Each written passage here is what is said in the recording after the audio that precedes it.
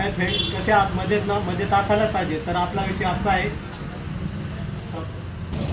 आपण जे इथं आज BS6 ॲक्सेसचं ब्लॉक पिस्टनसाठी इंजन खोललं होतं, तर त्याची टायमिंग मी कशी मॅच करायची ते तुम्हाला सांगतो. आता हे पूर्ण फिट केलेलं आहे आपण. याच्यावर असे इथून तर खालपर्यंत अशी एक लाईन असते, ती लाईन पूर्णपणे स्ट्रेट झाली पाहिजे आणि त्याच्यानंतर पिस्टन टॉपला पाहिजे. आणि एक मॅग्नेटवर एक टी आहे बघा, ही टी आणि फायबर कवरला या अशी लाईन आहे, हे दोन्ही मॅच झाल्या पाहिजे. त्या मॅच करून पिस्टनला टॉप ठेवायचं. आणि ही जी लाईन आहे टायमिंगचा जो गिअर आहे ती पूर्ण हा डॉट आणि ते खाली डॉट आहे, हे बघा. हां, हे पूर्ण सरळ पाहिजे.